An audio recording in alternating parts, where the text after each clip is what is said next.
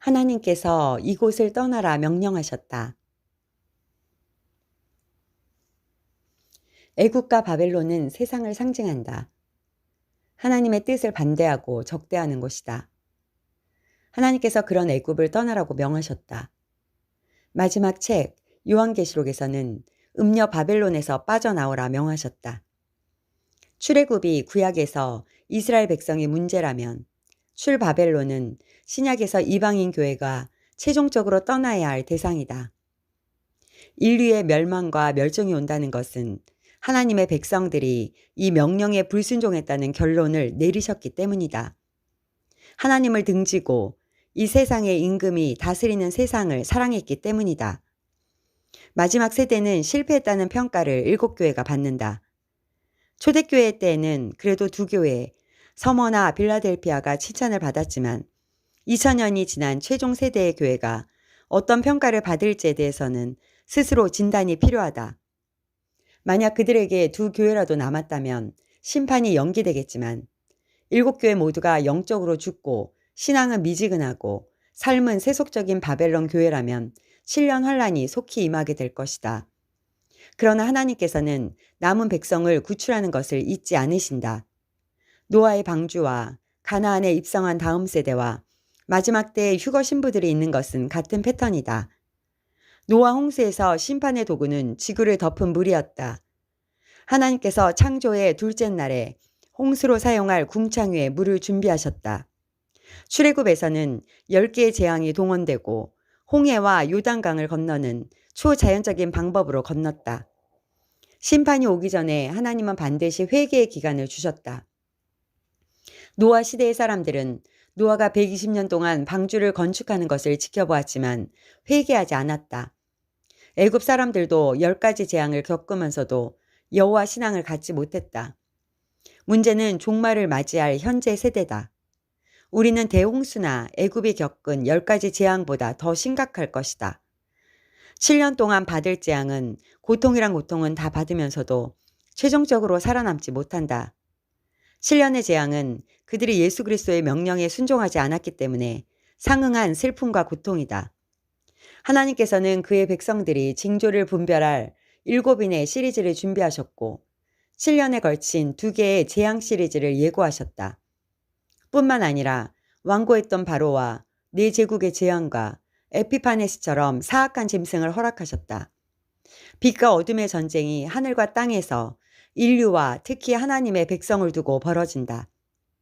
하나님의 백성이 떠나야 할 바벨론이 추구하는 것은 하나님과 경쟁하는 물질주의와 세속주의다. 그들이 바벨론을 떠나라는 명령에 불순종했기 때문에 그들이 추구했던 경제적인 제재를 받을 것이고 짐승의 뼈의 형태로 나타나 매매를 금지시킬 것이다. 최종적으로는 사치의 세력으로 만국을 미혹했던 음녀 바벨론의 문명이 황폐화될 것이다. 돈을 사랑한 것 때문에 짐승의 뼈를 받았지만 4년도 채 되지 않아 어떤 재산도 살아남지 못한다. 교회가 항상 직면해 왔던 유혹은 세속주의와 타협하여 신앙의 긴장을 해소하는 것이었다. 하나님과 세상 사이에는 예수님께서 시험받았던 세계의 유혹이 다양한 형태로 사람들을 타락시켜왔다. 따라서 이 세상을 상징하는 바벨론에서 분리되는 것은 교회가 반드시 지켜야 한다. 만약 교회가 이 명령을 지키지 않으면 세상이 죄악에 참여한 것이고 그들이 받을 재앙에도 참여할 것이다. 그리스도인이 성도의 일컬음에 합당한 기준은 하나님의 거룩한 목적을 위해 구별되는 것을 의미한다. 이 표준에 합당하다고 인정된 자들에게는 약속된 보상이 있고 그렇지 못한 자들에게 거룩한 보응이 약속되어 있다. 하나님의 진노의 포도주를 마실 것이라고 한다. 그의 죄는 하늘에 사무쳤으며 하나님은 그의 불의한 일을 기억하신지라. 그가 준 그대로 그에게 주고 그의 행위로 갑절을 갚아주고 그가 섞은 잔에도 갑절이나 섞어 그에게 주라. 그가 얼마나 자기를 영화롭게 하였으며 사치하였는지 그만큼 고통과 애통함으로 갚아주라. 거룩한 보상을 100배나 될 것에 비하여 그들이 받을 보응은 행위의 2배다. 그럼에도 그들이 자기를 영화롭게 한 죄는 하늘에 닿을 정도로 많다. 그들이 지은 죄는 무엇인가? 하나님께서 잔이라는 이미지를 사용하신 것은 사람의 행위를 상징하는 잔에 범죄를 채우는 것에 비유하신 것이다. 순결해야 할 잔에 그들은 바벨론의 음행을 섞었다고 하신다. 스스로 선택하며 살아온 자기 영광과 사치스러운 생활 방식은 그들의 잔을 교만한 자부심으로 채웠고 마침내 그 잔은 하나님의 진노의 잔으로 변하여 보응으로 돌아올 것이다. 바벨론을 떠난 신실한 자들이 환란 전에 불타는 지구로부터 구출을 받을 것이다.